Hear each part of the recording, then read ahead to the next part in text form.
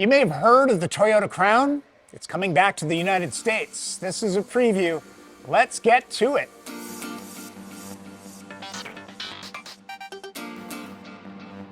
It's breathtaking how the automotive industry has changed in the last 20 years. The SUV dynamic has shaped nearly everything we buy, including sedans. So tonight, we're excited to introduce you to an all-new vehicle with a Toyota First powertrain. This is the 2023 Toyota Crown, a raised sedan. Since four doors aren't selling as briskly these days, Toyota has decided that the genre needs to adapt. I'm at a press launch in Austin, Texas to preview this premium-oriented machine, which kind of takes up the slot once filled by Avalon.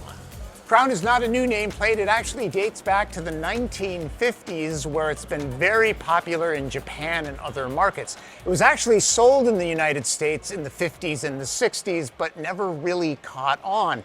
It's now available in 4 different body styles. In Japan, this is the only one that we're getting in the United States. It's strictly an all-wheel drive sedan with a slightly raised ride height. This has always been a niche segment. The most popular lifted all-wheel drive four doors in memory are the AMC Eagle and Subaru Legacy SUS, and I use the word popular loosely. Built on the TNGA-K platform, it's nearly 4 inches higher and 2 inches longer than a Camry. Width is the same. Wheelbase on Crown is longer by an inch. Ground clearance is up by just a half an inch over Camry. This is not intended for off-roading. I see the all-wheel drive system more for extra power and sure-footedness. It will be available with 2 powertrains, both hybrids. XLE and limited models move with a 4th-generation hybrid powertrain featuring a 2.5-liter naturally aspirated 4-cylinder engine and a continuously variable transmission. The E4 all-wheel drive system uses an electric drive motor to spin the back tires. Normally, it only uses the front wheels to motor about. It can send as much as 80% to the rear. Toyota's own fuel efficiency estimate is an average of 38 mpg.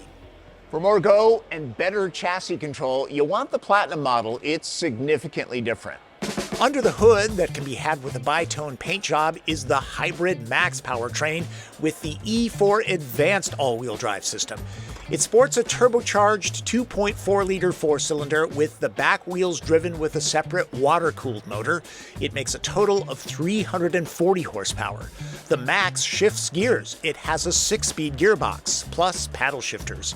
Platinum comes standard with an adaptive variable suspension and a couple extra drive modes like Sport Plus to take advantage of the upgraded dampers.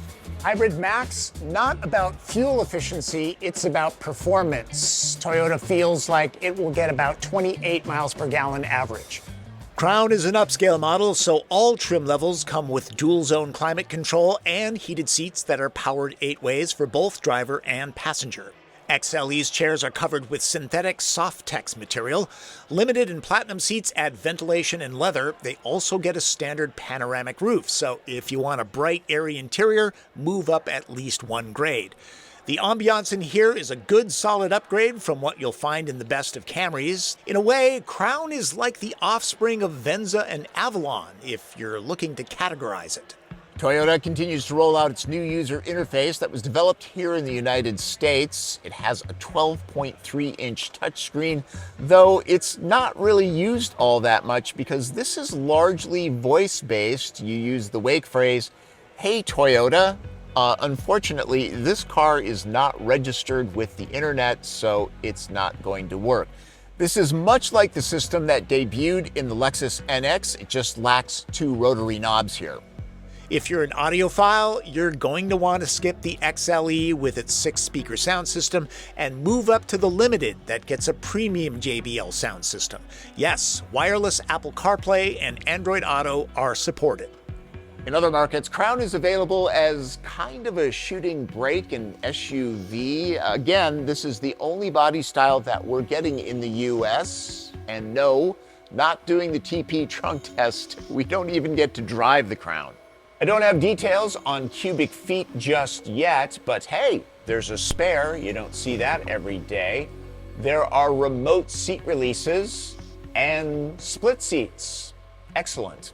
This is a good sized trunk. It should do a family fine. It doesn't have the utility of an SUV, but not everybody wants an SUV. All Crowns come standard with the Toyota Safety Sense 3.0 suite of technology. It includes automatic emergency braking with pedestrian, bicyclist, and motorcycle detection.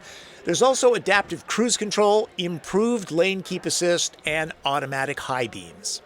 The back seat is definitely roomy, what you'd expect from a sedan this size. Think Avalon. I'm not going to go deep into detail. I'll let Evil Twin assess it. I know that he'll like the 2 seat back pockets.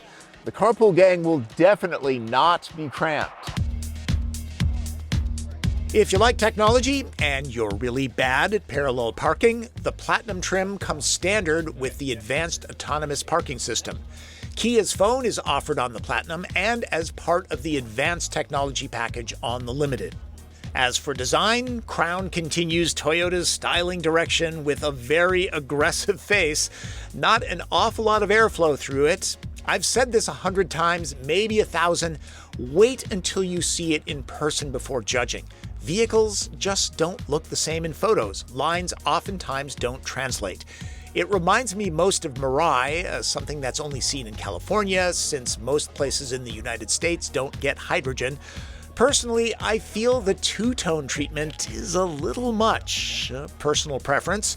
If you're hankering to get your hands on the 2023 Crown, Toyota says it's expected to hit showrooms in the fall of 2022. You might be wondering if Crown will be available as a plug-in hybrid. I asked, and of course, I got the "we don't comment on future product" line. Will it sell like Camry and RAV4? Probably not. To begin with, it's a more premium offering and not as affordable. By the way, prices are unannounced at this time. I'll guesstimate the XLE will start at around $40,000. Platinum will begin in the neighborhood of the high 40s with its more powerful hybrid Max Powertrain. Just a guess. Well, there you go. That's your first look at the 2023 Toyota Crown, all hybrid all the time.